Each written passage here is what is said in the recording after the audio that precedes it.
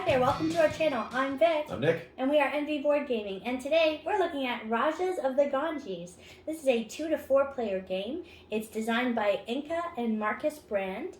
And it is published by Hutch and R&R Games. Nick is going to go through how you play, and then we're going to give our review. All right, welcome to the table. We're set up here for a 2-player game, and we're just going to focus on 1 player, though. Make it easier here. I don't want to fit 2 of those boards over here. So the green players who we're going to focus on, we're all set up, except for the very first part where we roll the dice to see who the first player is. The lower player is going to get, the lower die roll is going to get the first player, and the other player is going to get the extra coin. So let's just say green player had the lower die roll, so other player is getting the extra coin, and green player is the first player.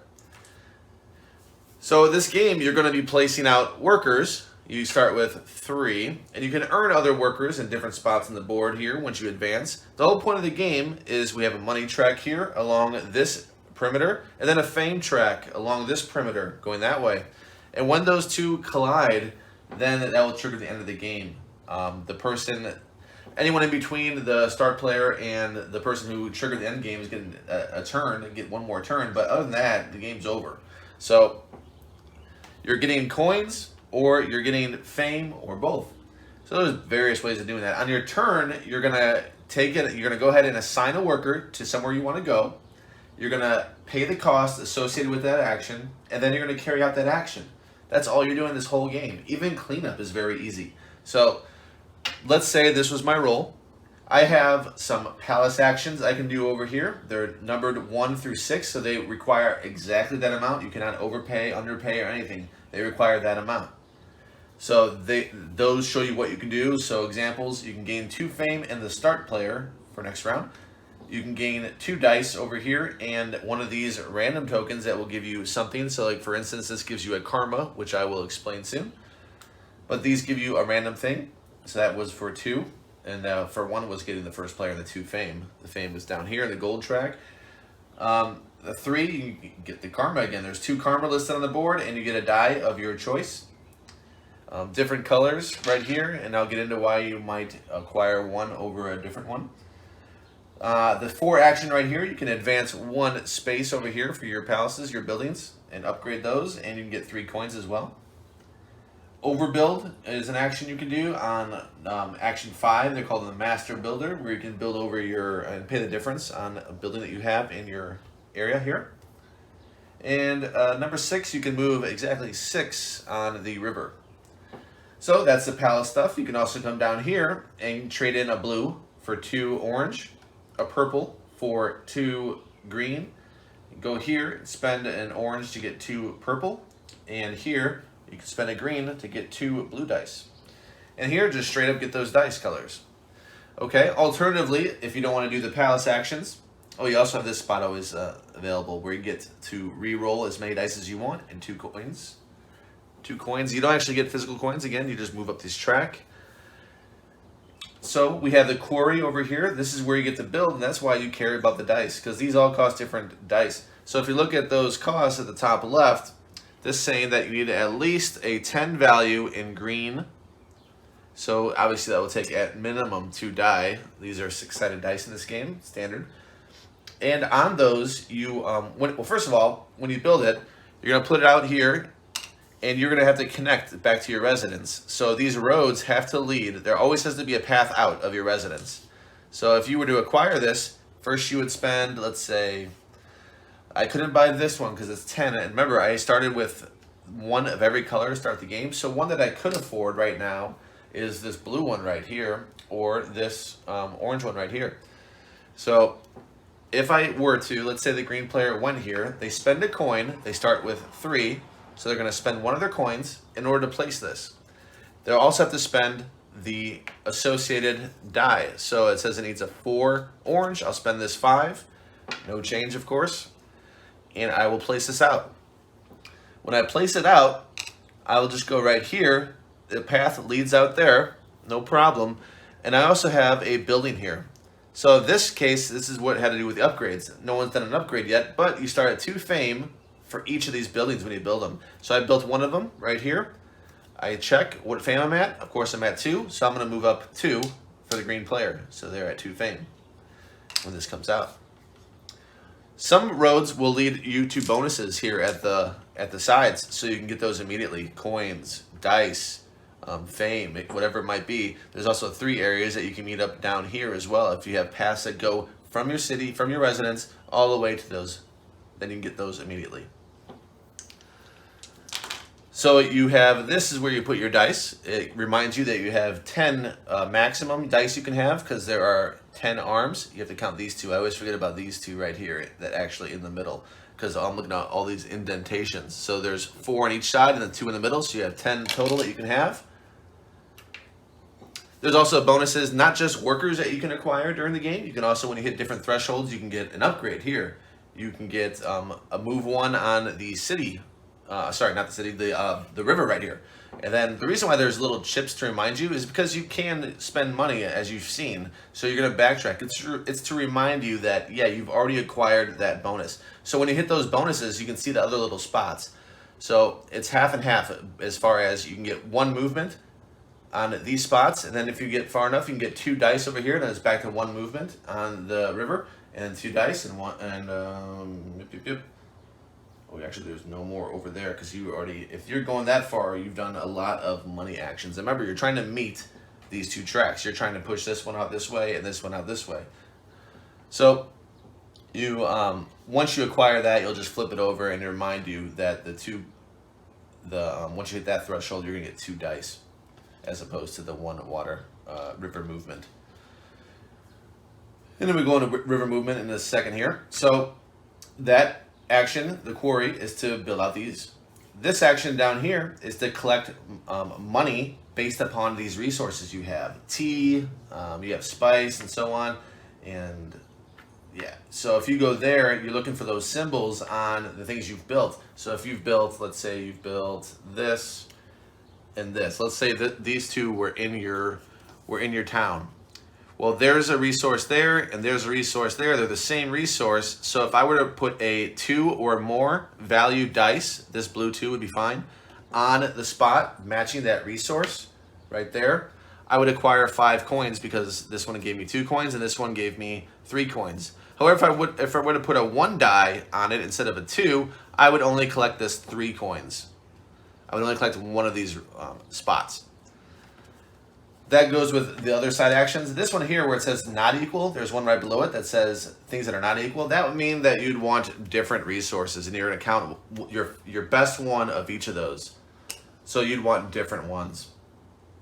I put that back. Okay. And then you just count 1 of each. You can see there's no die cost here, so you just have to assign your worker. You don't spend a die in that spot. You just get, your set, essentially. So if you had these in your town, I think you can guess. So you have 1 of each of these. You didn't get the tea box, so you just have these. So you're gonna get 6. However, if you were to acquire a tea, you would count that as well. You just wouldn't count your doubles of these spices and whatnot. So that's that spot right there. And again, once you put your worker down, your opponent cannot go there unless they have an ability of some sort. Here is the river walk. So you see the first spot is free. You can go there and you can move based upon what die you want to use. So if you want to use a 1 die, you have to move 1 spot. A 2 dice, you can either move 1 or 2.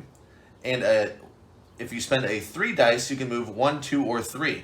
And what it is if you spent a 3, you would just move 1, 2, 3 if you would like, or you can move 1 or 2. But let's say you move 3, you're going to get 4 coins right when you land there. You don't get anything you pass over, just wherever you stop, you can get that. And there's various things. There's even tokens that you can replace it with. If you want to change the game up, there are tokens. You can spread them out over here as well to change out those spots in the river. So, like I said, you're just going to keep going. You're going to fill this out. You can get bonuses as you do it, and get all fame points when you get those buildings, and coins when you trigger them off here. And yeah, you're going to keep on going and going and going. There are no real breaks in between. You just collect your workers when everyone's done, and you go right at it again. You don't have to do any real, cleanup phase. You just get your workers back and keep going. Switch to first player when you're done. That's it. That's really the cleanup right there. Switch to first player and get your workers back in your hand. if somebody went to this number 1 spot, then they will have the first player. Otherwise, it's just going to go to the next person in order. So the winner is going to be whoever has collided their 2 tracks. If there's somebody that has done that at the same point in the game, you're going to see the difference. And whoever has the most difference in the collision, like whichever track has the most separation, that is going to be the winner. And that's how you play it, Rajas of the Ganges. All right, and that's how you play. So welcome back for the review of Rajas of the Ganges. So we've played this base game at least 3 times, and with the expansion as well. We did a goodie box. They call them goodie boxes. We did the first one. Maybe we'll talk about that in a different video, but just base game. We played it when we were on our vacation in Arizona, our honeymoon. We played it at Snakes and Lattes there. We played it, now that we got it, we played it a few times. I like worker placement games in general. I like how in this game we're using dice as a resource, essentially. Yeah. Different values can give you different things. And you're not really assigning dice out there. It's not a dice placement game. It's still a worker placement game. Every action you do is gonna require a worker to do that action. And dice, most of the time it'll require dice as well. But you don't put it out there, you put it back in the supply. And it's nice to get a bunch of dice in there. And and it's also a couple unique things I'll mention. The scoring is really unique. You don't have a final score really. It's just, when the things collide, you win. You have a chance of winning of those 2 tracks. So there's no final score really. So that's interesting. I like the upkeep. I mentioned this twice. I mentioned this twice while I was teaching it. That the upkeep is amazing. I love a game right when you learn it, and you don't have to read a bunch of stuff for upkeep. It's just get your workers back, and then if check that 1 spot. If somebody took first player, then that matters. Otherwise, keep playing. I like that as well. So I really like this game. I like it a lot. The board is a little busy, but it can be intimidating to new players. But it's really not that difficult of a game, I'll say. So despite the look of the game, I don't think you're going to struggle too much with it. You were able to learn it in a cafe in 1 sitting, really. It was Once you realize, okay, at first maybe because you're thinking it's going to be a little struggle because you're saying what every spot does. This is the quarry, you do this there. But once you get clicking, there's only a few things you're going to be doing. It's pretty intuitive once you get going. Yeah. So I feel like it's not entry level. I'm not saying that. But I am saying it's just a step above that, I would say, and which is a good thing because there's still plenty of decisions to be made. It's not a light game in that you're going through the motions here. You actually have quite a bit of decisions. Yeah. So my score for this one is an 8-7. Oh. What about you, Vic? So a lot of the things you said, I like the colors of the game. I love rolling dice, so I always have fun, even though I don't always have the best luck. At least they have a karma mechanism to adjust that dice and make changes to the dice. I like the cleverness of having to think on the river track when you're going to stop. You don't want to just blow through the whole river necessarily, which I had done one time. Went for that 6 spot, moved in the river, and then looked back at all the stuff I didn't get, and I went, why'd I do that? But I was, thinking I want to get to the end and start scoring on karma, but then you have to think about having those karma intervals, or having that amount of the value of karma to then score the multipliers there that they have at the end. And in the expansion, which we will talk about it later, but I think in the base game there's even those river overlay tiles. Yeah, there's some of them. There's some of them there, so it does change the game up a bit, which is exciting. I love the little animal, the art. I enjoy the art in the game. I think it looks really nice. Quality of components is strong. It's not crazy, not an overproduced game, but nothing is too cheap feeling to me. And I like the variety of different buildings that come out, how you can adjust how you're going to score, so you have to think ahead on that too, of what buildings you're going to upgrade so that you get more fame when you end up deploying those. And they change all the time when people take from the stack. So altogether, really enjoy playing this game. The first time I felt it was very overwhelming, as Nick said, to try to remember what every spot did. And it actually took a couple of tries before I understood the market and what I was selling. I'd ask you a lot, so wait, what am I doing? And then it finally dawned on me, okay, you're using the value of the dice is how many things you can buy or sell. Yeah. So my score for this game is very similar to Nick, 8.6.